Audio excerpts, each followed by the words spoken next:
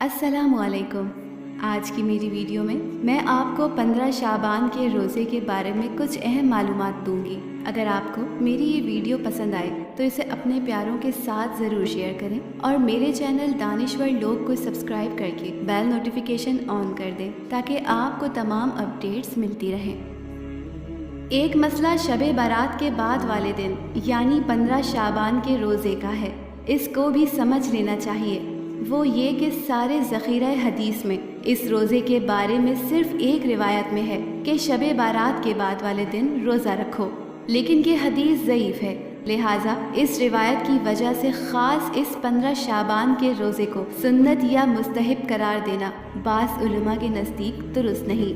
अलबत्ता पूरे शाबान के महीने में रोज़ा रखने की फजीलत साबित है, यानी यकुम शाबान से 27 शाबान तक रोज़ा रखने की फजीलत साबित है। लेकिन 28 और 29 शाबान को हुजूर अकरम सल्लल्लाहु अलैहि वसल्लम ने रोज़ा रखने से मना फरमाया है कि रमज़ान से 1-2 रोज़ पहले रोज़ा मत रखो ताकि रमज़ान के रोज़ों के लिए इंसान निशात के साथ तैयार रहे। लेकिन यकुम शाबान से 27 शाबान तक हर दिन रोज़ा रखने में फजीलत है।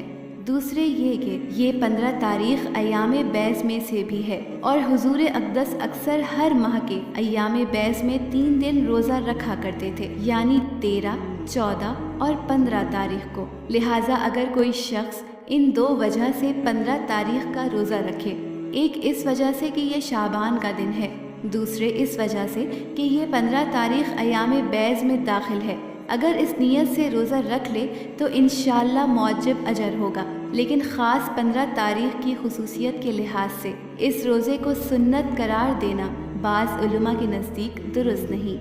इसी वजह से अक्सर फ़ुक़हा कराम ने जहाँ मुस्तहब रोज़ों का ज़िक्र किया है वहाँ मुहर्रम के 10 तारीख़ के रोज़े का ज़िक्र किया है, यौम अरफा के रोज़े का ज़िक्र किया है, लेकिन 15 शाबान के रोज़े का अलहदा से ज़िक्र नहीं किया, बल्कि ये फरमाया है कि शाबान के किसी भी दिन रोज़ा रखना अफजल है। बहरहाल अगर इस नुक्ते नज़र से कोई शख्स रोज़ा रख ले तो इंशाअल्लाह इस पर सवाब होगा। बाकी किसी दिन की कोई खुसूसियत नहीं और इस रोज़े को बाकायदा सुन्नत करार देने से परहेज़ करना चाहिए।